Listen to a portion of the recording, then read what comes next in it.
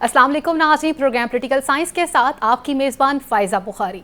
मौजूदा सियासी सूरत हाल देख कर ये इस बात का अंदाज़ा लगाया जा सकता है कि नए इलेक्शन जो कि 2024 में होने जा रहे हैं वो नए रूल्स ऑफ गेम के तहत नहीं बल्कि ओल्ड रजीम ऑफ रूल्स के तहत किए जाएंगे। इससे ये मतलब वाज़ेह हो जाता है कि बाप पार्टी हो, MQM हो, पाकिस्तान मुस्लिम लीग काफ हो और बशमूल कुछ आज़ाद उम्मीदवार पाकिस्तान मुस्लिम लीग नून के हवाले कर दिए जाएंगे और उसके बाद फिर वही चीज़ रिपीट होती हुई नजर आएगी, तुम्हारा सूबा तुम्हारा और इनका सूबा इनका। यानी कि जिसने सेकंड पोजीशन हासिल की तो सदर उनका मुंतखब किया जाएगा और जिसकी फर्स्ट पोजीशन आएगी वफाक में वजीर आज़म उनका हो जाएगा। अगर हम कुछ बात करते हैं मौजूदा सियासी सूरत हाल के हवाले से तो आज हमने देखा कि पाकिस्तान मुस्लिम लीग नून के कायद ने बलोचिस्तान का विजिट किया। हवाओं का रुख यही बता रहा है कि इस वक्त इस्टेब्लिशमेंट की हवाओं का रुख पाकिस्तान मुस्लिम लीग नून की जानिब है। यही वजह है कि हर शख्स, हर पार्टी जो है वो अपना रुख तब्दील करते हुए नजर आ रही है। बलोचिस्तान की अगर सूरत हाल पे बात की जाए तो बाप पार्टी जो है वो 2018 के इलेक्शन से कबल नुमदार हुई थी और हमने ये भी देखा था कि पाकिस्तान मुस्लिम लीग नून का तख्ता इन्होंने किस तरह से उल्टा था और उसके बाद इन्होंने तहरीक इंसाफ के साथ इत्तेहादी बनकर अपनी हुकूमत को भी कायम किया था। आज जो बलोचिस्तान में मीटिंग की गई है ये वो इलेक्टेबल्स हैं जिन्होंने पहले अपनी पार्टी के साथ बगावत की थी लेकिन आज अपनी पार्टी में शामिल हो रहे हैं और इनको डिफेंड करते हुए हमें साबिक स्पीकर कौमी असम्बली याद सादिक साहब नजर आए और उनका ये कहना था इसमें ऐसी कोई बात भी नहीं है बल्कि अब हम ये समझते हैं कि जब हमारी पार्टी में वापस आ गए हैं अब बलोचिस्तान में हुकूमत पाकिस्तान मुस्लिम लीग नून की ही कायम होगी और यह वक्त की ज़रूरत है। आज जब वो बलोचिस्तान जाते हैं नवाज शरीफ तो हमने देखा कि आवाम का जमे गफ़ीर नज़र आया, इतनी बड़ी तादाद में उनका वेलकम किया गया कि हर बंदा परेशान नज़र आ रहा था कि आखिर इतने लोगों को कैसे कैमरे की आंख से दिखाया जाएगा। बिलावल भुट्टो जरदारी भी खामोश नज़र नहीं आए बल्कि ये बात कहते हुए नजर आए कि मियाँ साहब आपने इतना तकल्लुफ़ क्यों किया, आप लाहौर में ही बैठे रहते बल्कि अब आप इस बात को समझ जाएँ कि इसका मतलब है लाहौर में आपकी हुकूमत नहीं बन सकती या लाहौर अब आपके हाथ में नहीं आ रहा, इसलिए आपने अब अपना रुख बलोचिस्तान की तरफ कर लिया है। इससे पहले साबिक वज़ीर आला बलोचिस्तान जाम कमाल ने एक मुलाकात बिलावल भुट्टो जरदारी के साथ भी की थी। क्या इस बात से ये अंदाज़ा लगा लेना दुरुस्त होगा कि इस वक्त खातर ख्वाह नताए जो हैं पाकिस्तान पीपल्स पार्टी हासिल नहीं कर सकी? एहसन इकबाल साहब का ये कहना है कि हम शुक्रिया अदा करते हैं पाकिस्तान तहरीक इंसाफ का भी और पाकिस्तान पीपल्स पार्टी का भी जिसने नफसियाती तौर पर हमारी जीत को पहले से ही तस्लीम कर लिया हुआ है, यानी कि हमें कोई ख़ास काम करने की ज़रूरत नहीं पड़ी है। इस सारी सिचुएशन में जहाँ पर बलोचिस्तान की बात की जा रही है तो वहाँ पर एक सवाल और भी आता है कि अवामी पार्टी का वजूद क्या बरकरार रहेगा या नहीं रहेगा। इससे पहले कि हम अपने पैनल की तरफ बढ़ें, पैनल में हमें ज्वाइन कर रहे हैं नुशाद अली साहब और आज़म चौधरी साहब, लेकिन उससे पहले हम ये देखते हैं कि माजी की अगर बात की जाए तो माजी में एक दूसरे के लिए किस तरह के ज़ुबान का इस्तेमाल किया जाता रहा है और बिलखसूस मरियम नवाज साहिबा जो आज बाप के हवाले से बात कर रही हैं। माजी में पाकिस्तान पीपल्स पार्टी को बाप के ताने भी दिए जाते रहे हैं कि क्या बाप की इतनी ज़रूरत थी, तो मरियम नवाज क्या कहती हैं, इसके बाद अपने पैनल की तरफ बढ़ते हैं। बाकी जमाते हैं उन्होंने तो मुस्लिम लीग नून के लिए वोट किया जैसा कि PDM में डिसाइड हुआ था, तो ये पहली दफा देखा है कि लीडर ऑफ द ऑपोजिशन जो है वो हुकूमती अरकान, सरकारी अरकान से मिलके बन रहा है और फिर बाप के अरकान, यानी कि कुछ थोड़ा सा फसाद होता आपने बाप के अरकान से, और सब जानते हैं कि बाप अपने बाप के कहने में किसी को के बगैर किसी को वोट नहीं करता। बाप का जब हुक्म होता है तो वो हुकूमती बेंचेस के ऊपर जाके बैठ जाते हैं, बाप का जब हुक्म होता है तो वो ऑपोजिशन बेंचेस पे आके बैठ जाते हैं या इंडिपेंडेंट हो जाते हैं। अगर इस तरह के बयानात किसी और पार्टी की जानिब से दिए जा रहे होते तो यकीन माने इस वक्त तक उन्हें प्रेस कॉन्फ्रेंस करनी पड़ती। निशात साहब क्या कहेंगे आप इस हवाले से? एक तो जमे इतना जमे गफीर रहा और आप देखिए बलोचिस्तान में क्या रहा है, पर्सनालिटी क्लैश है मुझे लगता है। नहीं ये आपकी गलतफहमी है जनाब, मैं अपनी पर्सनालिटी खुद ऑन करती हूँ भाई मैंने पर्सनालिटी क्लैश की बात की, अपनी पर्सनालिटी मैं ऑन करूंगा तो किसी से क्लैश करूंगा नहीं एग्जैक्टली तो मुझे क्लैश करने की बात यह है कि ये तमाम सियासी जमातें ये सारा कुछ करती रहती हैं और बलूचिस्तान की हद तक ये बात ठीक है कि बाप जिसको कहता है उसी को वोट पड़ता है। ये अब आप चाहे आप जो भी कहें, मैं भी जो कहूँ सच्ची बात यही है और वही अगर कहेगा तो मामलात जो हैं वो आगे की तरफ जाएंगे क्योंकि बाकी सूबों में मामलात और तरह से हैं लेकिन बलूचिस्तान के बहुत सी वजूहात की बिना पर हम उसको यहाँ डिस्कस करना मुनासिब नहीं है, लेकिन चीज़ें कुछ ऐसी ही हैं, ये हकीकत है कि वहाँ पे मामलात ऐसे ही चलते हैं। अब मसला ये है कि देखिए हमारे यहाँ ये एक मिजाज है कि हम बात करने से पहले सोचते नहीं हैं। अब चाहे मरियम साहिबा हों, चाहे इमरान खान साहब हों, चाहे नवाज शरीफ साहब हों, हमने यहाँ शहबाज शरीफ साहब से पेट फाड़ने की बातें भी सुनी, सड़कों पर रोलने की बातें भी सुनी। अच्छा, इसमें दो एलिमेंट होते हैं। एक तो ये होता है कि वो जब परेशानी के आलम में होते हैं ना, जब उनके ऊपर जिक पहुँचती है तो फिर वो कहते हैं चीखें निकलती हैं, तो वो भी एलिमेंट होता है। बाज़ औक़ात जो है, जिस तरह आजकल नूरा कुश्ती हो रही है, उसका मकसद जो है वो भी होता है। तो ये दो मुख्तलिफ हालतें होती हैं। आजकल ये नूरा कुश्ती होती है। अब मामला ये है, देखिए कि पता नहीं आप मुझे तो नहीं पता कि आप किस जमे खफीर की बात आपने की है कि वहाँ जमे खफीर था वो सरकास्टिकली कर रही थी, या वाकई आपने वो खास फुटेज देखी है? नहीं, मैंने ऐसी कोई फुटेज नहीं देखी। मैं तो मुंतजिर थी कि एक जमे खफीर होगा जो इस्तेकबाल करेगा वहाँ पे अवामी लीडर का। नहीं गए थे आप लोगों का मसला ये है कि आप लोग पता नहीं क्यों ये बात समझते नहीं, वो जलसा करने नहीं गए भाई। जमे खफीर जलसों में नजर आते हैं, अवामी लीडर जा रहे हैं, फिर भी आगे इस्तेकबाल करने के लिए प्रोटोकॉल के लिए कुछ लोग तो मौजूद होते हैं। वो जितने थे वो काफी थे। आप जाएंगी ना तो आपको तो वहाँ पे कोई और मैं कौन सी कोई मरियम नवाज की जगह रखती हूँ कि मुझे बात ये है, वो तो लीडर हैं। जो पर्पस था उनका, जो उनका पर्पस था, देखिए 30 बंदे शामिल हो गए फर्ज करें। वो पीटीआई से भी थे, सिर्फ नून लीग के अपने बंदे नहीं थे, उसमें पीपल्स पार्टी के भी कुछ लोग हैं, बाकी दीगर जमातों, नेशनल पार्टी के भी हैं, दीगर अवामी वहाँ पे अवामी पार्टी के भी हैं, कुछ और छोटी जमातों के भी हैं। बात ये है कि जब नवाज शरीफ साहब वहाँ गए, कुछ लोगों ने उनसे बातचीत की। जाम कमाल साहब की हमें मालूम है कि आपने बिलावल का हवाला दिया, उससे पहले मरियम नवाज शरीफ से भी मुलाकात उनकी हो चुकी थी, ये निगरान हुकूमतों के सेटअप से पहले। तो ख्याल यही किया जा रहा था कि इसमें मेजॉरिटी वो लोग हैं, अब वो लोग थे जिनकी बात ये कर रही हैं कि वो नून लीग के बंदे थे, और आपको याद होगा कि वो किस तरीके से हुकूमत गिराई गई थी और वहाँ पे किस तरीके से हुकूमत बनाई गई थी, किस तरह बंदे तोड़े गए थे और फिर वो वापस आ रहे हैं। वो उस वक्त उनकी मजबूरियाँ थी, वो नहीं कर सके। आज थोड़ा सा जो मामला है, वो बाप जो है वो ज़रा उसकी रविश बदल गई है, तो फिर चीज़ें बदल गई हैं। अब मामला ये है कि देखिए ये प्रोसेस है, दिस इज़ कॉल्ड पॉलिटिक्स, और ये सियासत का हिस्सा है।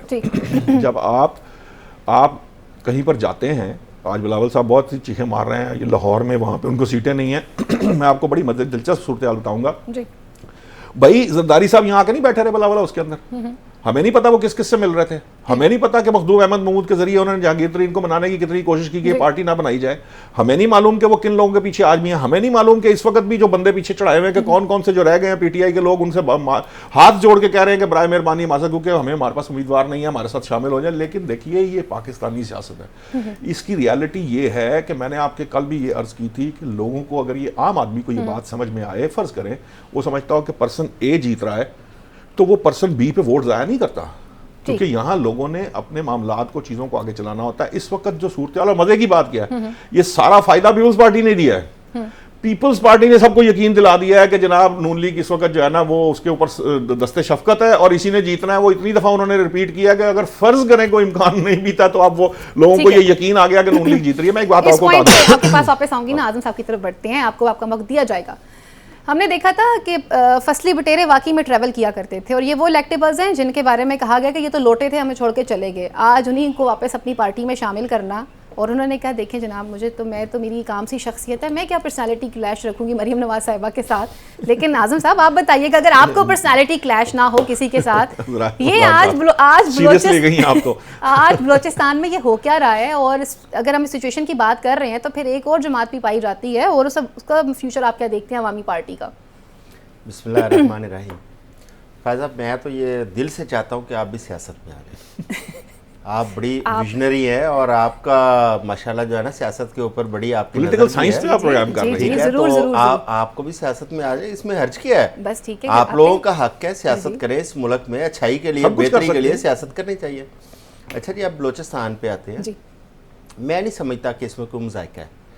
ये दुरुस्त कह रहे हैं, सियासत का हुसन है कि जब इंतखाबात आते हैं आपने अपनी इंतखाबी सियासत करनी जोड़ तोड़ होती है, तमाम पार्टियां करती हैं और करनी चाहिए, क्योंकि उन्होंने जब सियासत करनी है तो जोड़ तोड़ करके हुकूमतें बनती हैं। हाँ, जो अल्फाज मुंह से निकल जाते हैं, जिस तरह कहते हैं ना कि कमान से निकला हुआ तीर और ज़ुबान से निकले हुए अल्फाज वो वापस नहीं आते। सियासतदानों को बात करते हुए थोड़ा संभल के बात करनी चाहिए। वो आपने अभी निशाद साहब ने एक बात की, सड़कों पे घसीटूंगा, पेट फाड़ूंगा, क्या ज़रूरत है आप ऐसे अल्फाज इस्तेमाल करें? कल को आप फिर इकट्ठे बैठते हैं, आपको मोहतरमा बेनज़ीर भुट्टो और मियां नवाज शरीफ साहब का जो मिसाक जमहूरियत है अगर उसको देखें उस वक्त भी बड़ी कशीदगी थी सियासत के अंदर, लेकिन दोनों को इकट्ठे बैठना पड़ा। दोनों को मुल्क के जो मुफादात हैं उनको सामने रख के एक टेबल पे बैठ के एक मुआहदा करना पड़ा। और आप ऐसे अल्फाज ना बोलें कि एक दूसरे के सामने बैठते हुए आपकी नज़रें झुक जाएं। सियासत में इख्तलाफ राय ज़रूर होना चाहिए, लेकिन इख्तलाफ राय को दुश्मनी तक लेके जाना ये सियासत नहीं है जी। हाँ, इसमें पीटीआई का कसूर है। अब देखिए ना, पीटीआई में एक उसके अंदर लचक नहीं थी, उसके अंदर एक ऐसा पॉइंट ऑफ नो रिटर्न पे वो आ गए कि हमने किसी के साथ बैठना नहीं है। ये सियासत के असूलों के खिलाफ है कि आप किसी के साथ नहीं बैठेंगे, कोई अच्छा है कोई बुरा है।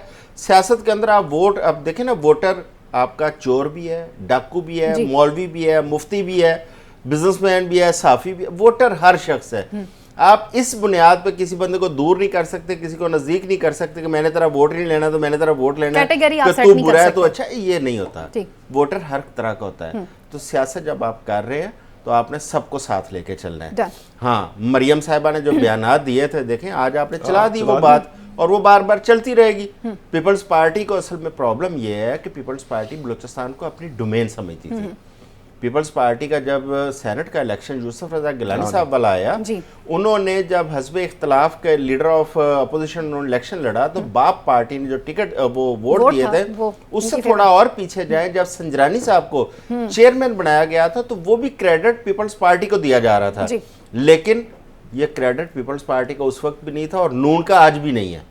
ये क्रेडिट किसी और का है जो जिस पे हम खुल के बात नहीं कर पा रहे, क्योंकि बलूचिस्तान के ज़मीनी हक़ायक़ थोड़े मुख्तलिफ हैं और उन ज़मीनी हक़ायक़ को मद्देनजर रखते हुए वहाँ पे सियासत करना आसान भी नहीं है। लिहाजा वो लोग जो सियासत कर रहे हैं उनके साथ कुछ ना कुछ ऐसे मसाइल भी जुड़े होते हैं कि उन्होंने उनको भी मद्देनजर रखना है और सियासत भी करनी है। इसलिए वहाँ पे आपको बड़ी तेजी से तब्दीलियां नजर आती हैं और आसानी से तब्दीलियां आ जाती हैं। निशात साहब, अवामी पार्टी के फ्यूचर को आप किस तरह से देखते हैं बलूचिस्तान में? और अगर हम इस तरह बात कर रहे हैं, क्योंकि उनकी पॉलिटिक्स का जो स्टाइल है वो हमसे बहुत मुख्तलिफ है, रियलिटीज़ बहुत डिफरेंट है। इस ग्राउंड रियलिटीज़ की डिफरेंस में आप अवामी पार्टी को इन फ्यूचर कहाँ एग्जिस्ट करते हुए देखते हैं कि वो किस तरह से स्टैंड ले सकते हैं? देखिए, जो कोई भी पार्टी हो, ये इसका फैसला तो बाहर तो और वहाँ के वोटर ने करना है। देखिए, वहाँ पर जो इस वक्त सिचुएशन है बलूचिस्तान की, एक वक्त तक बलूचिस्तान जो है वो वडेरों और उनके हाथ में रहा जी। आपको ये पता है, ये जो सबको पता है कि वहाँ के सीएम, गवर्नर और जितने भी वज़रा होते थे वो सारे किसी न किसी ऐसे कबीले से थे जो हुक्मरान कबीला कहलाता है, जिसमें चाहे बुगती हों, चाहे मरीज़ हों, चाहे कोई और हों। वहाँ की ये जो आप डायमेंशंस की हम बात करें, देखिए कुछ अरसे से गवादर और गवादर के बाद बलूचिस्तान सीपैक की वजह से जो डेवलपमेंट है और वहाँ पे उसकी वजह से जो हालात पैदा हुए हैं, वहाँ पर आप अगर ये समझती हैं कि कोई सियासी जमात जो है वो बहुत खुल के या बहुत जिसे कहते हैं ना अपनी रियल पॉलिटिक्स, जिस तरह की शायद पंजाब में हो सकती है या सिंध में हो सकती है, उस तरह की पॉलिटिक्स वहाँ नहीं होती। एक बात। दूसरी बात यह है कि बलूचिस्तान के लिए एक बहुत बड़ा मामला जो वहाँ के सियासतदानों का है कि उनके लिए ये भी मजबूरी होती है कि वो सबसे सीटों के लिहाज से सबसे छोटी असम्बली है और वो असम्बली जो है वो मरहून मिन्नत रहती है वफाक के। जिस तरह आपकी आज़ाद कश्मीर असम्बली है, जिस तरह आपकी गिलगित बल्तिस्तान असम्बली है, इसी तरह बलूचिस्तान की असम्बली में भी ये बाहर तौर रहता है कि आपकी जो प्रोविंशियल सब्जेक्ट्स होने के बावजूद भी जो एनएफसी के एरियाज़ हैं, जो वहाँ से उनको पैसे मिलने हैं, वो बाहर तौर वो उस तरह से इंडिपेंडेंटली अपनी आवाज़ बुलंद नहीं कर सकते जिस तरह से बाकी सूबों में हो सकता है। तो अल्टीमेटली क्या होता है कि वो अदर देन बाप का रोल, बाप तो बाप है ना, बाप को तो अब कोई कुछ नहीं कह सकता, लेकिन अदर देन बाप भी जो वहाँ के मारूजी हालात होते हैं और ख़ास तौर पे जो पार्लियामेंटेरियंस हैं, पार्लियामेंट के अंदर भी जो मामलात हैं वो भी कहीं ना कहीं विफाक से जुड़े रहते हैं। इनडायरेक्ट मैं अगर आपकी बात को जहाँ तक इसको अगर आसान लफ्ज़ों में ये करना की कोशिश करूँ कि जिस तरह से ये इन्वायरमेंट क्रिएट किया जा रहा है कि इस वक्त एक स्पेसिफिक जमात की तरफ एक अच्छा हवाओं का रुख मुड़ा हुआ है, तो इसलिए अब हर बंदे का फैसला भी उसी हिसाब से। अल्टीमेटली मैं आपको कह रहा था कि इसमें अगर कोई फर्ज करे किसी को शक व शुबा था भी तो पीपल्स पार्टी ने वो भी क्लियर कर दिया। उसकी वजह यह है कि पीपल्स पार्टी अभी हाल ही में जो 16 माह की हुकूमत थी उसमें वो काबीना का हिस्सा थी, ठीक है, बहुत करीब समझी जाती है और इकट्ठे बैठ के काबीना में सारे फैसले कर रहे थे। और पीडीएम के ये जो आज पीडीएम की जमातें हैं, ये पीडीएम, ये मौलाना फजलुर रहमान ने भी इसका हिंट कर दिया था, मुत्तहिदा कौमी मूवमेंट ने भी ये बात कही थी। पीपल्स पार्टी पीडीएम का हिस्सा नहीं थी, पीपल्स पार्टी पीडीएम से निकल चुकी थी। जब फजलुर रहमान साहब ने धरना शुरू किया था उस वक्त इख्तलाफात हुए थे, पीडीएम से बाहर आ गई थी। ये खूबसूरत पैकेज देखने के बाद यकीन जानिए कई सवाल जन्म लेते हुए नजर आते हैं। आज़म चौधरी साहब, अगर दुनिया के पॉलिटिकल इश्यूज़ को देखा जाए वो हमसे बहुत डिफरेंट हो चुके हैं। हम आज भी वोटर्स के सामने, सपोर्टर्स के सामने रोटी कपड़ा मकान ही बेचते हुए नज़र आ रहे हैं कि मतलब जहाँ से पाकिस्तान का क़याम हुआ था तब से लेकर आज तक हम वो बेसिक्स ही नहीं दे सके। हाँ बिल्कुल, ये आपने जो पैकेज चलाया है उसमें तो बड़ी चीज़ें देखें ना वाज़ेह हो गई हैं। आप जुल्फ़िकार अली भुट्टो का नारा आज भी आप वही नारा लगा रहे हैं, आपकी थर्ड जनरेशन ले आई है। 50 साल गुजर गए हैं, आज आप उसी नारे पे फिर वापस आ गए हैं। उसकी वजह यह है कि आपने खुद डिलीवर किया ही कुछ नहीं है। आप आज बात कर रहे थे कि सिंध की हमें ताना दिया जाता है, सिंध की डेवलपमेंट, सिंध की गवर्नेंस। भाई आपने अगर डेवलपमेंट की होती, आपने गवर्नेंस अच्छी की होती, मुझे नहीं समझ आई आखिरी बात जो उन्होंने की है कि मैं 15 महीने की कारकर्दगी से मैं इलेक्शन में जाने के लिए तैयार हूँ। वो कौन सी ऐसी परफॉर्मेंस है जिसका आवाम को नहीं पता, सिर्फ इन लीडर्स को पता है कि वो 15 या 16 माह की जो परफॉर्मेंस थी वो इनके इंतखाबी उसमें अमल में जाने के लिए तैयार है। साथ वो उन्होंने देखे जब वो इक़्तिदार में थे तो वो शहबाज शरीफ जब वज़ीर आज़म थे और ये वज़ीर ख़ारजा थे, उस वक़्त एक तासर यही पैदा होता था कि चचा भतीजा मिलके हुकूमत चला रहे हैं, सारे मामले अपने पास बुलाने की फरमाइशों का इज़हार करते थे। आज जो उन्होंने बातें की हैं वो बातें उसमें देखें, वो कहते हैं जी मैं 15 महीने की परफॉर्मेंस से मुतमिन हूँ और मैं इलेक्शन में जाने को तैयार हूँ, लेकिन मेरे जो वज़ीर आज़म थे पता नहीं वो तैयार हैं या मुँह छुपाते फिर रहे हैं। फिर वही बात आ जाती है, जब आप बोलें तोल के बोलें, ये ना कल फिर आपको इकट्ठे बैठना पड़े। अच्छा, इन चीज़ों को अगर देखें तो मुझे लगता है कि पता नहीं कहीं नूरा कुश्ती चल रही है, फ्रेंडली अपोजिशन का माहौल बनाया जा रहा है कि मुस्लिम लीग नून और उसकी इत्तेहादी जमातें वो हुकूमत में आ जाएं, पीपल्स पार्टी और एक दो पार्टियां इसके साथ मिलके वो एक फ्रेंडली अपोजिशन हो और वो मिलके जो है ना उसी तरह एक निजाम चलाएं। रूल्स के तहत इलेक्शन लड़ रहे हैं। बज़ाहिर इस वक्त तो यही नजर आ रहा है, उनकी तो यही ख्वाहिश है। अच्छा, ये बताइएगा कि जाम कमाल के हवाले से अगर बात की जा रही थी तो आज काफ़ी बिलावल साहब ने काफ़ी अपने गमो गुस्से का भी इजहार किया है। तो वो जो एक मुलाकात हुई थी, स्पेसिफिक टाइम उसका आधा घंटे के करीब था, लेकिन वो ड्यूरेशन जो है वो 1.5 घंटे तक गया था। उसके कुछ की पॉइंट्स थे जो बाहर नहीं आए थे, लेकिन कहा गया था कि बहुत सीरियस नोटिस पे ये एंडिंग हुआ है इस पॉइंट के। और जरदारी साहब ऑलरेडी फेमस हैं कि वो कभी भी गेम को चेंज कर सकते हैं, इससे पहले जिनकी रेपुटेशन रही है। क्या मुतमईन नहीं कर सके वो जाम कमाल साहब को, या बलोचिस्तान उनके हाथों से चला गया? देखिए, मैं ये जाम कमाल साहब वाली बात पर आता हूँ, लेकिन वो आज़म चौधरी साहब की वो बात जो है ना वो बढ़ानी बहुत ज़रूरी है। मेरा पॉइंट उसमें मैं बताता हूँ। देखिए, जब हुकूमत तश्कील पाती है तो एक साइड पे ट्रेजरी बेंचेस होते हैं, एक साइड पे अपोजिशन बेंचेस होते हैं, ठीक है। चार्टर ऑफ डेमोक्रेसी के बाद ये दोनों जमातें ये चाहती थीं कि आपके यहाँ डूल पार्टी सिस्टम रहे, यानी कि जिस तरह आपके यूएस में आप देखती हैं कि डेमोक्रेट्स और रिपब्लिकन्स हैं, ये दो जमातें वहाँ पर हैं और ये जो उनकी ओवरऑल अमेरिकन पॉलिटिक्स का हिस्सा है। बाकी छोटी छोटी जमातें एक एक दो बंदों वाली हैं वहाँ पे। इसी तरह से ये दो बड़ी जमातें रहें और बाकी सूबाई सतह पे कुछ जमातें अगर हैं तो वो रहें।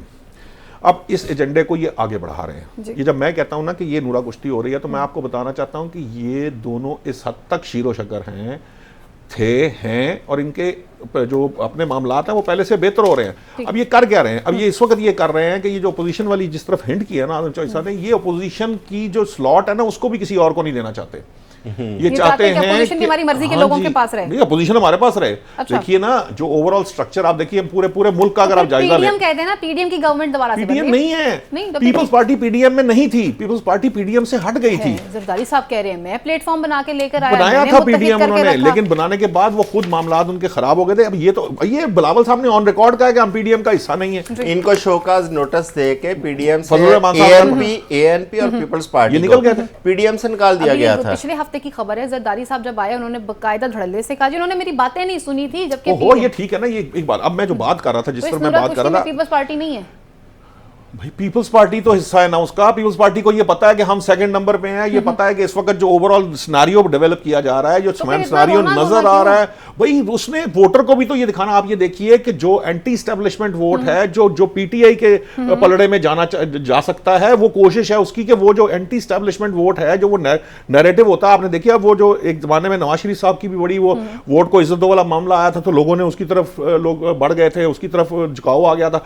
वो चाहते हैं कि जो जो पाकिस्तान तहरीक इंसाफ जिस चीज पे लड़ सकती है, ये वो खड़ी हो सकती है, वो एरिया भी अपने पास ले लिया जाए, ताकि वो वहां अपोजिशन जमातें, जो अपोजिशन का स्टैंड है वो भी हमारे काबू में रहे, ट्रेजरी बेंचेस तो हैं वो भी हमारे काबू में रहेंगे। सो अल्टीमेटली जो जमातें नून लीग के साथ इत्तेहाद में आके ट्रेजरी बेंचेस पे बैठेंगी, और जो अपोजिशन की होंगी वो people's party led by people party वो अपोजिशन में आ जाएगी। अच्छा, वक्त मुख्तसर है, जाम कमाल साहब के हवाले से आपने जवाब नहीं दिया, हाँ, आज़म साहब की तरफ जाम कमाल साहब का जहां तक मामला, देखिए यकीनन देंगे ना, ये तो अब तय करने वाली बात है ना, जो अब ये ऐसे तो नहीं ना लोग शामिल होते, शामिल होने के लिए आपको पता है कि हमने आइंदा हुकूमत में क्या हमारा हिस्सा होगा।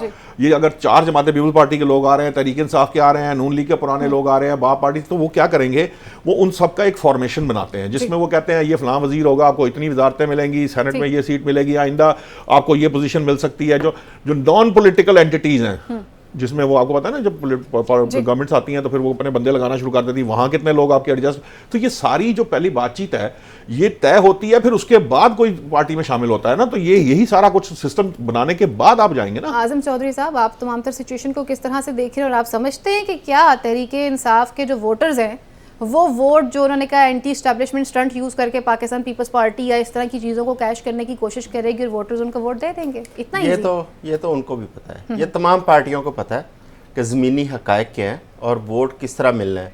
इस वक्त ये पार्टियां जो है ना वो वोटर की पॉलिटिक्स नहीं कर रही। ठीक, वो देखें, जब खुलम खुला आप ये कह दें कि हमें क्लीन चिट मिल गई है, खुलम खुला ये कह दें कि मैं आंख की तारा हूँ, आंख का तारा हूँ, इसका मतलब है कि आप सियासत किसी और के कंधों पर चढ़ के कर रहे हैं। जब आप अवामी सियासत करेंगे फिर आप ऐसी बातें नहीं करते, ना ऐसे बयानात देते हैं, तो लिहाजा उन्हें वोटर शोटर के साथ कोई गर्ज नहीं है। उन्हें इस वक्त गर्ज ये है कि हुकूमत बनानी है, जैसे भी बनानी है। लेकिन मुझे एक चीज़ जो है मियां नवाज शरीफ की याद आती है 2013 के इंतखाबात में, जिस रात इंतखाबात पोलिंग ख़त्म होने के बाद रिजल्ट आने थे, तो मियां साहब ने माल्टाउन अपने घर के टेरेस पर खड़े होकर एक तकरीर की थी रिजल्ट से थोड़ी देर पहले, और उस तकरीर में उन्होंने कहा था कि मुझे छोटी पार्टियों की ब्लैकमेलिंग नहीं चाहिए, मुझे अक्सरियत चाहिए हुकूमत चलाने के लिए। लेकिन 2013 के बाद 2023 और 24 11 साल बाद दोबारा इलेक्शन में आ रहे हैं और फिर मियां साहब उसी ब्लैकमेलिंग का शिकार हो रहे हैं। एग्जैक्टली अगर बात की जाती है हुकूमत बनाने के हवाले से, तो हुकूमत तो आप बनाएंगे, इत्तेहादियों को भी आप इकट्ठा करेंगे, लेकिन उससे पहले ये ज़रूर सोचिएगा कि आवाम के पास अब वही घिसा पिटा मंशूर लेकर जा रहे हैं, तो ये आपके लिए सवालिया निशान है। यहाँ लेते हैं मुख्तसर सी ब्रेक।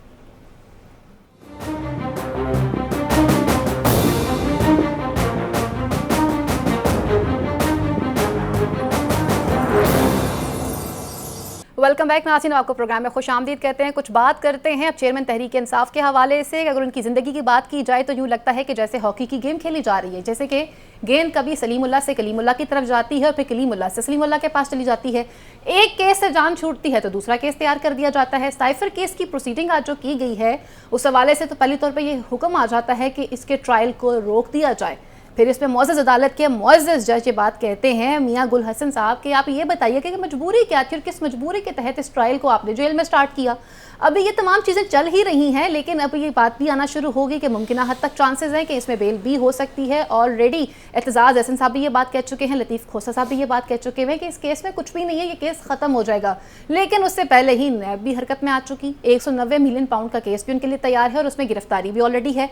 अब यहाँ पे चेयरमैन तहरीक इंसाफ को लेकर जिस तरह की चीज़ें डिस्कस की जा रही हैं, आइंदा आने वाले दिनों में उनके लिए कितनी मुश्किलात रहेंगी, और साइफर केस के हवाले से जो डेवलपमेंट सामने आई है, और जैसे मुअज़्ज़ज़ अदालत ने कहा है कि हम ये समझते हैं कि ये तीनों नोटिफिकेशंस जो हैं वो बादियो नज़र में किए गए हैं और ये हमारे रूल्स के अगेंस्ट हुए हैं, तो इसके ऊपर अटॉर्नी जनरल से उन्होंने ठीक ठाक बहस करके उनसे जवाब भी हासिल करने की कोशिश की है और उन्हें मुतमईन करने से वो थोड़ा सा नाकाम भी नज़र आए हैं। दूसरी जानिब पर आज 101 दिन हो गए हैं चेयरमैन तहरीक इंसाफ के जेल में।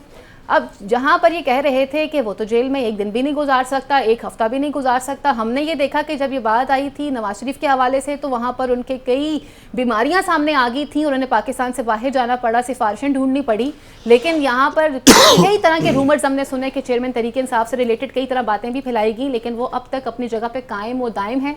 आज उनकी बहन अलीमा खान ने जिस तरह से मीडिया से गुफ्तगू की, उन्होंने कहा कि जी ये हमारा राइट है, हम चाहते हैं कि इस केस को ओपनली डिस्कस होना चाहिए और चेयरमैन तहरीक इंसाफ जो है वो काफ़ी पुरअतमाद हैं। अगर इलेक्शन की बात की जाए तो वही समझते हैं कि तहरीक इंसाफ अब असल मानों में वजूद में आई है।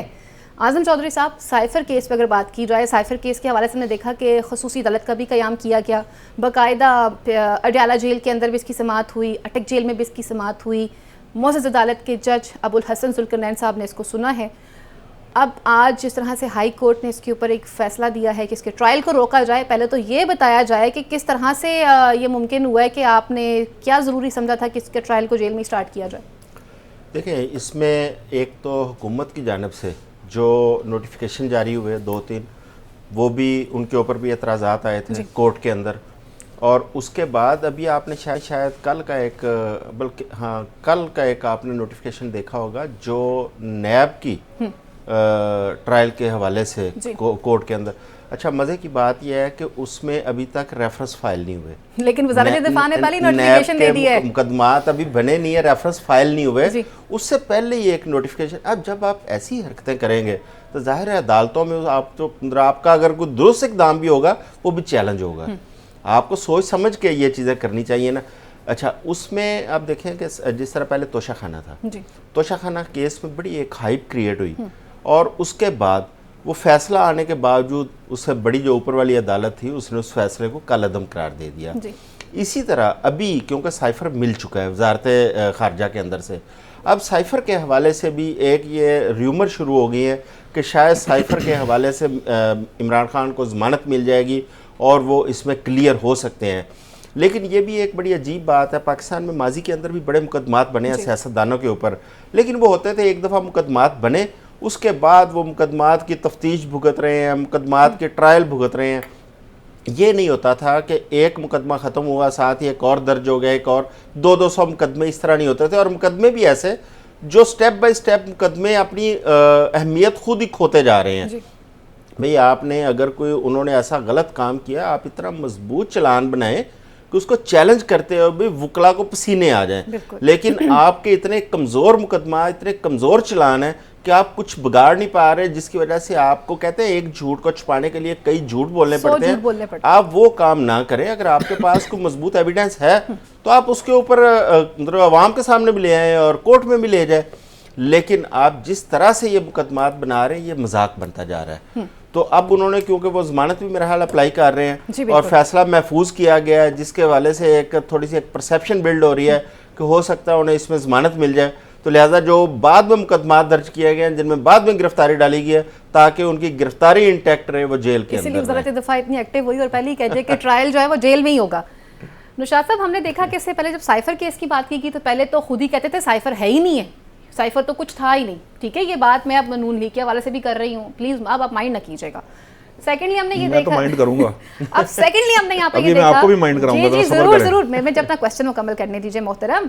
अब आप मुझे ये बताइएगा कि जहाँ पे सीनियर कानूनदान जो कह रहे हैं कि इस केस में फिलहाल ऐसा कुछ भी नजर नहीं आ रहा जिस तरह से इसकी बात की जा रही है, फिर वकला ने भी एतराज़ उठाया, चेयरमैन तहरीक इंसाफ के किसी चालान के अंदर साइफर की कॉपी भी मौजूद नहीं थी और कुछ कानूनी जो चीज़ें थी वो पूरी नहीं की जा रही थी। हम ये चाहते हैं कि इसको ओपनली केस का ट्रायल होना चाहिए, वो भी आप नहीं कर रहे हैं। आज अदालत ने भी जो रिमार्क्स दिए हैं तो आप इसको किस तरह से देखते हैं? पहले तो ये बताएं कि ये सीनियर कानूनदान किसकी तरफ से पेश हो रहे हैं जो ये कह रहे हैं?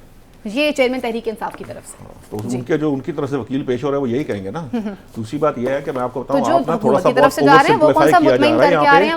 ओवर सिंप्लीफाई किया जा रहा है यहाँ पे। साइफर का केस ये नहीं था, नजर आए हैं। साइफर का केस ये नहीं था कि साइफर गुम गया है या साइफर मिल गया है। साइफर का केस ये नहीं है।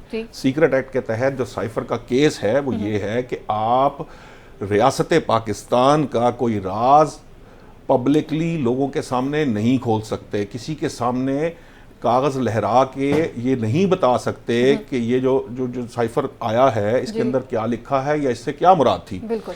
फिर जो ऑडियो सामने आई थी और उसके बाद जो उस केस के अंदर जो इंटेंसिटी है उसकी, वो आपकी नेशनल सिक्योरिटी से मुताल्लिक है, वो आपकी एक्सटर्नल सिक्योरिटी से मुताल्लिक है। आपको पता है, आपको मालूम है कि इस हरकत के बाद मैं कई हमारे दोस्त एम्बेसडर्स हैं, मेरे कुछ जो फॉरेन ऑफिस में लोग काम करते हैं, हमारे पुराने दोस्त हैं, मेरी उनसे भी बात हुई। आप यकीन कीजिए इसके बाद इतनी सुबकी हुई है हमें इंटरनेशनली कि ये एक रूटीन का मामूल होता है कि एम्बेसडर्स जो होते हैं वो जो वहाँ का जो किसी मुल्क में एम्बेसडर होता है वो वहाँ की जो शराफिया है, वहाँ की जो एलीट है, वहाँ के जो हुक्काम हैं उनसे मुलाकातें भी करते हैं, पल्स भी लेते हैं और वो पल्स सेंड भी करते हैं। ये आज का निज़ाम नहीं है, ये हर जगह से होता है। आपने साइफर को सियासी मकसद के लिए इस्तेमाल किया, आपने रियासत के राज को अपनी सियासत बचाने के लिए इस्तेमाल किया। ये है केस ये नहीं है कि साइफर यहाँ, ये कागज यहाँ नहीं था, वो वहां पे रखा हुआ मिल गया, या वहां से आ गया, या वहां चला गया, ये नहीं है केस।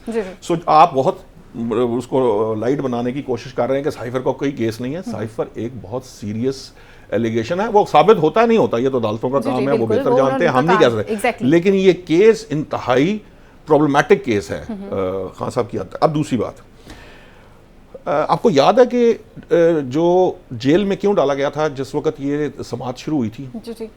खान साहब की जो मुझे याद पड़ता है, हो सकता है कि मैं गलत हूँ, लेकिन मेरी जो यादाश्त काम कर रही है चौधरी साहब से, मैं चाहूँगा कि वो अगर ज़रा थोड़ा सा इसको याद है। खान साहब की जो प्रॉब्लम आ रही थी, दो मेजर इशूज आ रहे थे। एक, जब खान साहब अदालतों में पेश होते थे तो उन्हें जुडिशल कॉम्प्लेक्स में पेश किया जाता था, क्योंकि वहाँ पे बहुत ज़्यादा लोग आ जाते थे, और उसके बाद एक बहुत बड़ा मसला खान साहब की जान को ख़तरा था, जिसकी वजह से उन्हें अदालतों में नहीं लाया जाता था। कि एक उनकी जान का मामला है, दूसरा वहाँ पे लोगों के इकट्ठे होने के बाद जो एडमिनिस्ट्रेटिव प्रॉब्लम्स शुरू हो जाते थे, उसकी वजह से उन्हें वहाँ रखा। तो ये जो जेल का ट्रायल हो रहा था, मुझे जहाँ तक याद पड़ता है, ये इसलिए वहाँ जेल में शुरू किया गया था कि ये इस हैसल से बचा जा सके। और कभी अटियाला अटक जेल जो थी, अटक जेल से अटियाला जेल मुंतकिल किसने करवाया था, आपको पता है? इनके वकला ने। हाँ साहब के वकला ने दरखास्त दी थी, जनाब तुम्हारी मेहरबानी, सानू बड़ा दूर पैंदा अडियाला जेल।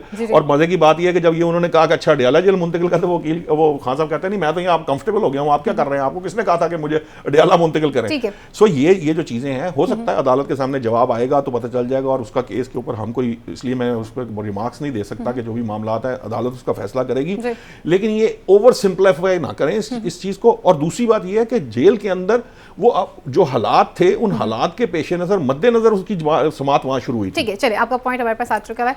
आजम चौधरी साहब, इंतहाई मासूमियत से नौशाद साहब ने जिस तरह कहा, कितना सीरियस नोयत का ये केस है कि आपने साइफर हवा में लहरा भी दिया और जलसों में भी दिखा दिया, फिर अपने ज़ाती मकासद के लिए भी इस्तेमाल कर लिया। फिर मरीम नवाज साहिबा भी मासूमियत में कहेगी कि जी देखिए हमें तो साइफर भेजना ही बंद कर दिए हैं दूसरों ने। नौशाद साहब ने उससे मिलती जुलती बात की। हमें तो साइफर भेजना बंद कर दिए। अपने सोर्सेज की बात कर रहा हूं कि जो मेरे ये बताइएगा, नौशाद साहब ने क्या सुबकी हुई है, मरियम साहब ने कहा हमें भेजना बंद कर दिया। आपको बड़ी मदद है, ये मरियम की बात करने से बहुत पहले की मैं आपको बात कर रहा हूँ। ये जब वाकया हुआ है उसके हफ्ता 10 दिन बाद एक हमारे दोस्त हैं, वो किस जगह पे एम्बेसडर थे, वो आए हुए थे पाकिस्तान, तो उनकी मुलाकात के अंदर ये बात सामने आ गई। मैं सवाल पूछ लेती हूँ, मुझे ये बताइएगा, इतनी सीरियस नौयत का ये केस है और आप मुल्क के साबिक वज़ीर आज़म का ये केस चला रहे हैं, तो मैं भी सुनना चाहती हूँ कि उस केस में क्या चल रहा है, जो वादा मवाफ़ गवाह पेश किए जा रहे हैं, जिस तरह का ट्रायल किया जा रहा है, मैं इसको सुनना चाहती हूँ। और वो चेयरमैन तहरीक इंसाफ खुद भी कहते हैं कि अगर इतना सीरियस नौयत का ये केस है तो जनाब फिर सिक्योरिटी पॉइंट ऑफ व्यू को तो आपने मेक श्योर करना है। अगर आप एक मुल्क के साबिक वज़ीर आज़म को एयरपोर्ट पर सिक्योरिटी दे सकते हैं, इस्लामाबाद अगर अदालत में पेश हो रहा है वहाँ पर आप बाकायदा प्रोटोकॉल लगवा सकते हैं, तो ये भी साबिक वज़ीर आज़म है। जब मियां नवाज शरीफ और मरियम नवाज साहिबा और जरदारी साहब के केसेस, जब ये जेलों में थे, केसेस चलते रहे, उस वक्त भी बड़े लोग आते थे जी अदालतों के अंदर। जाहिर है जो सियासी कारकुन है, सियासी कारकुन अपने लीडर के लिए आते हैं। इमरान खान जब अदालतों में जाते थे उस वक्त भी लोग आते थे। ये तो मैं समझता हूँ कि कोई ऐसी बात नहीं है। प्ली ली थी, ये अपनी जान का खतरे की प्ली ली थी, लेकिन इसके बाद जो है ये सारा जो मामला इस तरफ चल गया। लेकिन मुल्ज़म का इस्तेहकाक होता है कि मुल्ज़म अपने इस्तेहकाक के मुताबिक दरखास्त कर रहा है जी कि मेरा केस आप अदालत में शिफ्ट करें। अब तो सुप्रीम कोर्ट ने ऐसी प्रेसिडेंट कायम की है, लाइव प्रोसीडिंग की, और पूरी कौम ने, हमने वो प्रोसीडिंग देखी और बड़ी खुशी हुई थी कि अब जितने बड़े केसेस हैं वो लाइव देखने को मिलेंगे और लोग अपडेट रहेंगे। तो मेरा ख्याल है कि इसमें कोई मजायका नहीं है कि अगर खान साहब का केस भी आप अदालत में शिफ्ट करें और तमाम लोग वहाँ पे मीडिया भी उसको रिपोर्ट करे, और जो हकायक है वो भी लम्हा बलम्हा अवाम के सामने है। इसमें कोई, मैं नहीं समझता कोई मजाके वाली बात है। लेकिन बात यह है कि अगर खान साहब को आप बाहर लेके आएंगे, अदालतों में लेके जाएंगे, तो पीटीआई के लोग आएंगे।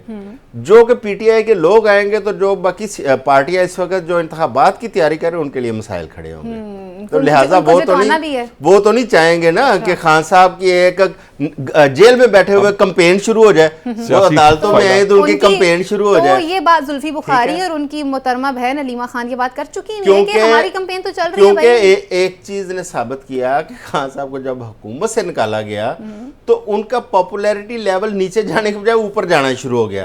वो लोग भी उनके हक में बोलना शुरू हो गए जो उन पर तनकीद किया करते थे। दुश्मन भी बेवकूफ। ठीक है, अब अगर खान साहब को अदालतों में जाने का मौका देंगे तो फिर सही पता चलेगा कि कौन सी पॉलिटिकल पार्टी किस स्टेज पे खड़ी है। तो मेरा ख्याल है इस वक्त तमाम सियासी पार्टियां रिस्क लेने के मूड में नहीं है। ठीक है, अच्छा जी, रिस्क लेने के मूड में नहीं है। ब्रेक पे जाने से पहले ये बताइएगा कि कहा जा रहा है कि ये जो 190 मिलियन पाउंड का केस है उसमें जिन प्रॉपर्टी टाइकॉन को कल हम डिस्कस कर रहे थे वादा माफ गवाह बनने के तौर पे सामने आ रहे हैं। इसमें क्या कहा जा सकता है? अगर वो वादा माफ गवाह बन गए, आप समझते हैं ऐसा तो फिर होगा? आपने फिर बैठ के यही कहना ये तो एमी कोई कफारत सा केस है, ये तो जनाब ये कोई तो नहीं, मसला ही नहीं है। 3 दफा के साबिक वजीर आजम को आपने जनाब वो ये कर दिया, आपने एक वजीर आजम को ये कर दिया। राइट्स हैं, मैं क्या अदालत उज़्मा का इख्तियार रखती हूं? तो अभी तो थोड़ी देर पहले तो राइट आप इस्तेमाल कर रही थी, अभी थोड़ी देर पहले आप दुश्मन भी बेवकूफ बना रही थी और दोस्त भी जो है वो अक्लमंद बना रही थी। आप तो जो दिल करता बनाती हैं जनाब। ऑरेंज को मिक्स ना करें निशात साहब। मैं तो एप्पल ही एप्पल में मारूंगा, फिक्र ना करें। नहीं, आप एप्पल निशाना में एप्पल का निशाना भी एप्पल से लेता हूं। जी जी, तो आप समझते हैं कि ये गवाह बन जाएंगे? भाई अगर बन सकता, देखिए मुझे देखिए ये चीज़ आप इसलिए नहीं कह सकते कि जो ये जो इस सतह के मामलात होते हैं, वादा माफ गवाह जब आप बनते हैं, अप्रूवर जिसको बोलते हैं, जब अप्रूवर बनता है तो वो बहुत सारे मामलात के अंदर वो और भी जगहों में इन्वॉल्वमेंट है, बहुत सारे केसेस भी हैं, जिन चीज़ों के अंदर प्रॉब्लम्स भी हैं। जब आप अप्रूवर बन जाते हैं तो फिर आपको दूसरे मामलात को भी तय करना पड़ता है।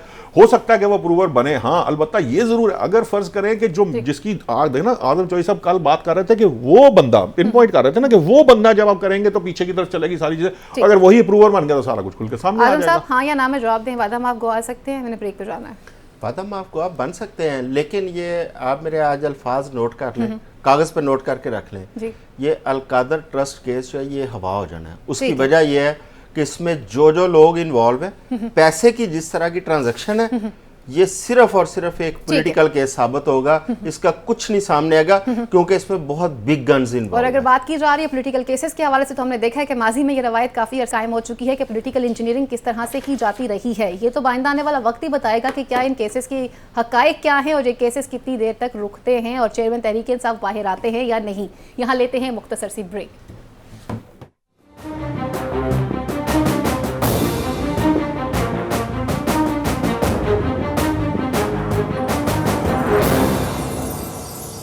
वेलकम बैक नाज़रीन। अब कुछ बात करते हैं सानेहा 9 मई के बाद जिस तरह से ट्रायल किया गया और उसके बाद हमने देखा कि ये कहा जाता रहा कि इस वक्त जो लोग इस वाक़े के अंदर शामिल रहे हैं उनको उनके कैफरे किरदार तक पहुंचाना चाहिए। और ये बात भी सामने आई कि किस तरह से करारदाद मंजूर करवाने की बात की जाती रही असम्बली के अंदर कि हमने मिलिट्री कोर्ट का क़याम करवाना है और सिविलियन का ट्रायल जो है वो मिलिट्री कोर्ट में रहेगा। गुज़िश्ता कई प्रोग्रामों में इस हवाले से हमने कई डिबेट भी की है कि क्या सिविलियन का ट्रायल जो है वो मिलिट्री कोर्ट में होना चाहिए, नहीं होना चाहिए। सुप्रीम कोर्ट का फैसला इस बात पे सामने आ गया, लेकिन हमने ये देखा कि मुस्लिम लीग नून की सादिया बासी साहिबा ये कहती हैं कि एक तो हमारे एजेंडे में ये शामिल ही नहीं था कि हमने इस बात को मंजूर करवाना है। सेकेंडली, हाउस में तो लोग इतने मौजूद ही नहीं थे, टोटल 92 मेंबर्स थे, लेकिन उस दिन जो है वो सिर्फ और सिर्फ 12 लोग मौजूद थे। तो ये बिल कैसे मंजूर हो गया? हम इसकी मुखालफत करते हैं। सेनेटर रज़ा रुबानी और सेनेटर मुश्ताक अहमद ने भी इस करारदाद की मुखालफत की है। क्या सिविलियन का ट्रायल होना चाहिए, नहीं होना चाहिए? दूसरी जानिब पे डॉक्टर यास्मीन राशिद जो हैं उनके भी जुडिशल रिमांड में इजाफा कर लिया गया है, जबकि वो अदालत के सामने सदा करती रही कि हम तो अवामी लीडर भी हैं, हमने इलेक्शन की तैयारी भी करनी है। लेकिन इस वक्त ये मामला किस तरफ जा रहा है? निशात साहब, क्या सिविलियन का ट्रायल जो है वो मिलिट्री कोर्ट में होना चाहिए? क्योंकि मिलिट्री कोर्ट्स का क़याम उस लेवल पे किया जाता है जहाँ पर उतनी सीरियस लेवल पे जो दहशतगर्द हमारे पास हो, जैसे कुलभूषण जाधव हमारे पास रहा, अभी भी है, इस तरह के दहशतगर्द जो हमारे हाथ आते हैं, जिस तरह से APS के वाक़े में हमने देखा कि जो टेररिस्ट हमारे पास थे तो हमने इन कोर्ट्स का क़याम किया था। तो आप क्या समझते हैं कि इस वक्त ये जो सानेहा 9 मई से रिलेटेड जो चीज़ें सामने हैं, क्या इन लोगों का ट्रायल होना चाहिए मिलिट्री कोर्ट में? देखिए, 2 बातें हैं इसके अंदर अहम। एक बात तो ये है कि जिसकी तरफ पहले आपने इशारा किया है, देखिए क्या जो गुज़िश्ता PDM की हुकूमत थी और तहरीक इंसाफ की हुकूमत थी, क्या उस वक्त मिलिट्री कोर्ट्स काम कर रही थी कि नहीं कर रही थी? तो उस वक्त मिलिट्री कोर्ट्स काम कर रही थी। मुझे याद है, मैं एक हमारे ये इंटरनेशनल एक इदारा है उसकी उर्दू वेबसाइट पे मैं एक दिन एक स्टोरी पढ़ रहा था। उसमें जो साबिक आर्मी चीफ है उनको टेक्स्ट मैसेज भेजे थे एक बंदे ने, उसका उन मिलिट्री कोर्ट्स ने उनके उस शख्स के खिलाफ फैसला दिया। वो तकरीबन उसकी सज़ा शायद पूरी होने वाली है या हो चुकी होगी। वहाँ मिलिट्री कोर्ट्स के अंदर फैसले दिए गए। अच्छा, अब 9 मई पे मैं बाद में बात करता हूँ। अब हुआ क्या है, अब ये जो इस वक्त लेजिस्लेशन जो प्रॉब्लम आई है, जो फैसला आया है, उसके बारे में मसाइल ये आ रहे हैं कि उस फैसले के चूंकि वो कानून के मुताबिक उसके अंदर अमेंडमेंट्स करके लाया गया था, तो जो मिलिट्री एक्ट की एक शेक है ना 21A, वो डिस्टर्ब हो गई। अब उसके डिस्टर्ब होने से ये हुआ है कि जो आप जिनकी बात कर रही हैं, जिन दहशतगर्दों की बात कर रही हैं, ये ओवरऑल इस तरह के मामलात हैं, उसके अंदर भी प्रॉब्लम आ गई है, क्योंकि उनके लिए स्पीडी ट्रायल ज़रूरी है। उसमें उनको हर हाल में सज़ा देना बहुत ज़रूरी है, क्योंकि हमने ये माजी में देखा था। मुझे आज भी याद है कि आपको याद होगा कराची में जब वो हमला हुआ था एयरपोर्ट के करीब, जब हमारे कुछ तैयारों को भी थोड़ा सा मामूली सा नुकसान, याद है वो इंसिडेंट? उसमें जो दहशतगर्द मारे गए थे, जब उनकी शनाख्त की तो पता चला कि वो जो लोग थे वो पहले सिविलियन कोर्ट से ट्रायल होकर छूट चुके थे और वो पहले भी दहशतगर्दी में इन्वॉल्व थे। इस तरह के बहुत सारे केसेस थे जो सामने आए थे, जिसके बाद ये मामलात जो मिलिट्री कोर्ट वाले मामलात हैं, और मिलिट्री कोर्ट को नया कानून नहीं था। अब मामला क्या है? अब मामला ये हुआ कि जब पीडीएम ने ये जो इस वक्त रिसेंटली जो इसमें चेंजेस आई, और उसके बाद अब ये कहा गया, ये एक तासुर उभरा कि ये 9 मई के जो लोग हैं वो इसमें इन्वॉल्व हैं और उनके ऊपर शिकंजा कसने के लिए और उनको सजाएं देने के लिए ये किया गया। अब मेरा सवाल ये है, जिसमें प्रॉब्लम आती है, प्रॉब्लम ये है कि एक शख्स है जो बाहर से आता है, या वो किसी सियासी जमात से ताल्लुक नहीं रखता, लेकिन वो किसी मिलिट्री इंस्टॉलेशन पे हमला करता है, तो वो दहशतगर्द है। लेकिन अगर कोई किसी सियासी जमात से ताल्लुक रखता है, तो क्या वो दहशतगर्द नहीं है मिलिट्री इंस्टॉलेशन पे हमला करे? तो फिर आप दोनों के डिफरेंस को भी चेक करें ना, कि एक जो है वो रॉ का सर्विंग ऑफिसर है। मुझे पता था, आपने तो दिन इमरान खान के 101 दिन गिने हुए हैं, मैं तो आपके साथ क्या बहस करूंगा 9 मई पे? मेरी बात चलें, आप नवाज शरीफ के दिन गिन करके रख लें। राय, मेरी बात सुन लें। मौकफ ये था, मैंने भी यही सवाल, मैंने इसलिए कहा था कि मैं सवाल कर रहा हूँ। देखिए प्रॉब्लम क्या है, ये डेफिनेशन का मसला है।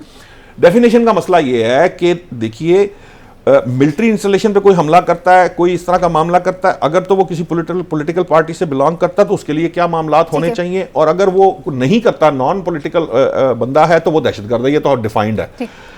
अब इस केस में, ये मैं आपको जो बात कर रहा था, इस केस में ये स्पेसिफिकली ये बात सामने आ गई कि शायद ये जो 9 मई के मामलात हैं उससे रिलेटेड है। अब इसके ऊपर जो आर्ग्यूमेंट हुआ वो ये था कि यार अगर ये सुप्रीम कोर्ट ने ये फैसला करना, तो ये फैसले की हद तक हम सुप्रीम कोर्ट को देखिए ना, सुप्रीम कोर्ट की अपनी लॉजिक्स होती हैं, अपने उनके सामने शवाहिद होते हैं, लेकिन फैसले में लोगों का ख्याल ये था कि अगर फर्ज करें उन्हें ये लग रहा था, अगर किसी को ये ख्याल था या ये आर्गुमेंट हो रहा था कि ये 9 मई या 9 मई के लोगों के मुतल्लिक़, तो हो सकता था कि जो अदालतें उज़्मा हैं वो ये कहती कि ये 9 मई के मामलात के अंदर आप इस तरह से कोई काम करें, ठीक है, और 9 मई से हटके जो है वो चलते रहने जिस तरह पहले चल रहा है। तो अब जो प्रॉब्लम आ गई है वो ये है, ये जो सेनेट में करारदादें आ रही हैं, और ये जो आर्गुमेंट है ये है कि अदरवाइज हम इस पोजीशन में नहीं रहेंगे कि हम जो एक सिस्टम चलाते आ रहे थे स्पीडी ट्रायल का और दहशतगर्दों को काबू करने का, वो हमारे हाथ से स्लिप हो सकता है। आप बड़ी खूबसूरत बात की है, स्पीडी ट्रायल भी चलाना है, दहशतगर्दों को भी काबू करना है, और हमारी असेंबली भी फाल हो चुकी है, जबकि सुप्रीम कोर्ट भी आईन और कानून को मलहूज़ खातिर रखते हुए फैसले करती है। तो जनाब आज़म चौधरी साहब, फिर मेरा आपसे भी सवाल है, इनसे भी सवाल है, और हुकूमती जो पीडीएम के जो अरकान रहे हैं, तो प्रेस कॉन्फ्रेंस करने वाले लोगों का आप क्या करेंगे? उन्हें आपने क्लीन चिट दे दी है, क्या वो उस वाक़यात में मुलविस नहीं थे जिनको आपने एक प्रेस कॉन्फ्रेंस करने के बाद कहा ओके अल्लाह हाफिज़ जाए? आपने पूरे सिस्टम के ऊपर ना एक दफ़ा फिर क्वेश्चन मार्क खड़ा कर मेरा काम है सवाल पूछना जनाब। देखिए फ़ायज़ा, कोई भी जमहूरियत पसंद, कोई भी हो, सियासतदान हो, आम शहरी, कोई भी हो, वो आम आदमी सिविलियन का मिलिट्री कोर्ट्स में ट्रायल वो मुनासिब नहीं समझेगा। सुप्रीम कोर्ट का जो फैसला आया वो इसी पॉइंट ऑफ व्यू से है। अब आ जाती है चीज़ के उसकी डेफिनेशन की, जो असल दहशतगर्द है उनको कैसे ट्रीट करना है, और जो इस तरह के सियासी लोग हैं उनको कैसे ट्रीट करना है। सियासी लोगों को अगर आप मिलिट्री कोर्ट्स में लेके जाते हैं तो ये आपकी अपनी जो सिविल अदालतें हैं उसके ऊपर एक अदम एतमाद भी आता है कि उनकी परफॉर्मेंस, इसका मतलब ठीक नहीं है कि आपको उन अदालतों पे एतमाद नहीं है, आपको अपना वो सिस्टम भी मजबूत करना पड़ेगा अदलिया का, ताकि वहाँ पे भी जो क्वेश्चन मार्क वहाँ खड़े होते हैं वो ना खड़े हों। दूसरी बात यह है कि जो दहशतगर्दी में मुलवस लोग हैं, चाहे वो बैरूनी दहशतगर्दी है या अंदरूनी दहशतगर्दी है, इसके हवाले से इन चीज़ों को डिफ़ाइन करना और इन चीज़ों को सुप्रीम कोर्ट के लिए भी उस कानून को पढ़ने और उसकी डेफिनेशन आसानी पैदा करना, ये पार्लिमान की जिम्मेदारी बढ़ जाती है। पार्लिमान जब कानून साजी करती है, उनको ये चाहिए कि कानून इतना मजबूत और मरबूत बनाए कि उसके ऊपर सवालात ना उठें, और अदालत में जाके उनके ऊपर इतनी बहस तमीज़ की ज़रूरत ना पड़े, वो इतना उसमें चीज़ें क्लियर हों कि पता हो कि ये बंदा कौन से उस कानून के तहत सज़ा का हकदार ठहरता है, लिहाजा उसी इत्मीनान के साथ उसका जो चलान है, केस है, वो अदालतों में जाए। इस तरह मैं समझता हूँ कि मुबहम जो कवानीन है वो अदलिया के लिए भी मसाइल खड़े करते हैं, वो अदारों के लिए भी मसाइल खड़े करते हैं। अब इस वक्त एक अजीब टकराव की सूरत हाल पैदा हो गई है हमारे दो बड़े अदारों के दरमियान। एक परसेप्शन ये बिल्ड की जा रही है, जिस तरह हम बैठ के गुफ्तगू कर रहे हैं और भी लोग कर रहे हैं, कि शायद हमारी खुदा न खासा फौज पाकिस्तान और अदलिया आमने सामने, हालांकि ऐसी सूरत हाल नहीं है, ठीक है, ऐसी सूरत हाल पैदा भी नहीं होनी चाहिए। क्यों ये परसेप्शन बिल्ड हो, उसका असल जो है ना, मैं समझता हूँ उसकी वजह वो कानून है जिसके अंदर एक इबहाम पाया जाता है। उसमें इतनी क्लैरिटी होनी चाहिए थी कि आपने किन लोगों को आपने फौजी अदालतों में लेके जाना है, ताकि उनके बनाने या ना बनाने के ऊपर सवालात ही खड़े ना हो। जब जरूरत पड़े मिलिट्री कोर्ट्स एक्टिव हो जाए, और आम आदमी जो आम सिविलियन है उसको जो आपके लॉ ऑफ लैंड है उसके मुताबिक आप ट्रीट करें, और अपने अदलिया के निज़ाम को इतना मजबूत कर लें कि आपको जरूरत ही पेश ना आए कि आप उनको उठा के मुलजमों को, उन चलान को आप दूसरी अदालतों, स्पेशल अदालतों में लेके जाएं। बाकी दुनिया के अंदर स्पेशल अदालतों का कंसेप्ट नहीं है। हाँ, मिलिट्री कोर्ट्स का है, सिविल कोर्ट्स का है, और वो चीजें इतनी वो क्लियर हैं कि उनको जरूरत नहीं पड़ती इस किस्म की बहस में जाने की।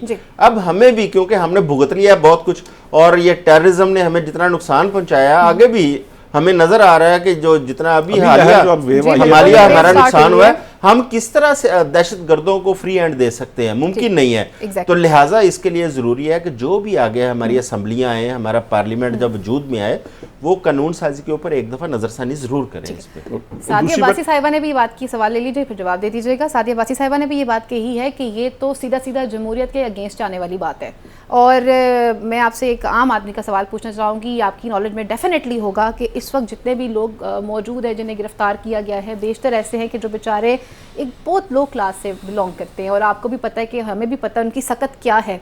तो क्या ऐसे माड़े बंदे के लिए भी अब हम कहेंगे कि चलें मिलिट्री कोर्ट्स की तरफ चलते हैं? नहीं, मैं नहीं समझता कि, देखिए ये तो बड़ी सिंपल सी बात है, ये ओवर डूइंग जो है ना हमने देखी है, ये होता है, ये नहीं होना चाहिए। मैं इसका मतलब ये नहीं है कि ये होता है तो ये होना चाहिए, नहीं, ये नहीं होना चाहिए, ये बात तय है। लेकिन एक जो है ना इम्पॉर्टेंट बात यहाँ पे ये है, देखिए प्रॉब्लम क्या है, ये जो आपने अभी कहा ना, ये जो प्रेस कॉन्फ्रेंस करेंगे, प्रेस कॉन्फ्रेंस करने की इजाज़त भी सिर्फ उसी को है जो एक खास हद से आगे नहीं बढ़ा। जो एक खास हद से आगे बढ़ा है उसको प्रेस कॉन्फ्रेंस करने की इजाज़त मिली। ये हमने, ये मैं आपको बता देता हूँ, तमाम लोग, मैं बता देता हूँ ना, बात सुनने, ये मैं इसलिए कि वो लोग आप देखिए कि कुछ लोग ऐसे हैं जिनका सियासी बैकग्राउंड नहीं था, लेकिन उनको भी माफ़ी नहीं मिली अभी फ़िलहाल। जो चीज़ हमारे सामने आ रही है उसके मामले भी बहुत स्ट्रिक्ट, यहाँ तक कि बैरून ममालिक, बाज़ ममालिक की इन्वॉल्वमेंट के बावजूद उनकी जान खलासी नहीं हुई। ये एक पर्सपेक्टिव है। अब जो ये बात हम कर रहे थे कि जी देखिए, अगर फर्ज करें गंदम में अगर कहीं घुन पिस रहा है तो घुन को नहीं पिसना चाहिए ना, ये तो एक नॉर्मल सी बात है ये सबको, लेकिन हमें अपने सिस्टम का पता है। यहाँ पे सिर्फ एक जुमला दूंगा, देखें हमारे ऐसा होना चाहिए, कानून भी ऐसा होना चाहिए और सज़ाएं भी ऐसी होनी चाहिए कि आइंदा हमारे जो कौमी अदारे हैं, कौमी इमलाक है, उसके ऊपर कोई हमला करने की जरूरत ना करें। लेकिन आज़म चौधरी साहब क्या करेंगे, इस पे भी हमें गौर करना पड़ेगा। माजी में आपने रवायत कायम की है, सुप्रीम कोर्ट पे भी आपने हमले किए हुए हैं, आपने बकायदा जजों को डराया धमकाया हुआ है। सॉरी, आप कंटिन्यू करें, आप बात करें। नहीं, मैं बात सिर्फ इतनी कर रहा था कि ये जो निगरान वज़ीर आज़म ने भी ये बात कही है कि हम इसके खिलाफ अपील करेंगे, ठीक है ना, तो अदालत उज़्मा के पास मामला दोबारा से नए सिरे से एक बार आएंगे, और ये जो रिजर्वेशन हमारे सामने आती हैं या हम बात कर रहे हैं, तहफ़्फ़ुज़ात का इज़हार करते हैं लोग, वो भी ज़ेर बहस आ सकती हैं। फ़र्ज़ करें कि वहाँ पे ये ज़ेर बहस नहीं आती, तो ये जो चौधरी साहब ने बात की थी कि जो आने वाली मुंतखब हुकूमत है उसको प्रायोरिटी पे इस मामले को टेकअप, वैसे तो वहाँ तक जानी नहीं चाहिए बात। ये मेरा ज़ाती ख्याल ये है कि जब ये अदालत उज़्मा के सामने जाएगा तो देखें ना, ये तो नहीं हो सकता कि हम दहशतगर्दों को खुली चिट्ठी दे दें या हम ऐसे लोगों को खुली छुट्टी दे दें। ये तो हमारे लिए पहले ही जो मसाइल है, यहाँ तो फिर अल्लाह माफ़ करे, फिर बहुत ही ज़्यादा सूरत ख़राब हो जाएगी। बाकी रही 9 मई की बात, अब मसला ये है कि ये चीज़ें डिफाइन कर लेनी चाहिए हमें क्लैरिटी के साथ, और ये बात बड़ी इंपॉर्टेंट है कि देखिए हमारे यहाँ ये मिजाज नहीं होना चाहिए कि मैंने अभी जिस तरह कहा कि आप सुप्रीम कोर्ट पे, यार आप जजेस पे बात मत करें। मेरा दिल में हो सकता है किसी के लिए कोई अच्छी बात हो या बुरी बात हो, लेकिन आप देखिए उनको आप निशाना ना बनाएं, सुप्रीम कोर्ट को निशाना ना बनाएं, अफवाज पाकिस्तान को निशाना। इदारे जो होते हैं वो आपके तहफ़्फ़ुज़ के लिए हैं। इदारों के साथ आप देखिए ना, मुझे इख्तलाफ भी है तो मैं आर्ग्यूमेंट करूंगा ना, ये तो नहीं है कि मैं अपने को फिजिकली डंडे लेके तो उसको चढ़ दूंगा, नुकसान करें, हम अपने मुंह पे खुद चपेट मार रहे हैं, अपने आप को खुद कमजोर कर रहे हैं। वक्त यहीं पे खत्म हुआ चलता, और जहां पर इदारों की बात की तो इस बात में कोई शक नहीं है कि इदारों का एहतराम हम सब पर वाजिब है। लेकिन जहां पर बात की जाती है ट्रायल के हवाले से, तो संगीन किस्म के दहशतगर्दों को किसी भी किस्म की छूट नहीं मिलनी चाहिए। और जहां पर बात की जा रही है सिविलियन के ट्रायल के हवाले से, तो मुअज़्ज़ज़ अदालत आइन और कानून को मलहूज़ खातिर रखते हुए इस हवाले से कोई अच्छा फैसला सामने लेकर ज़रूर आएगी। अगले प्रोग्राम तक के लिए मेरे पैनल को और अपनी मेज़बान को इजाज़त दीजिए। अल्लाह नेगहबान, पाकिस्तान जिंदाबाद।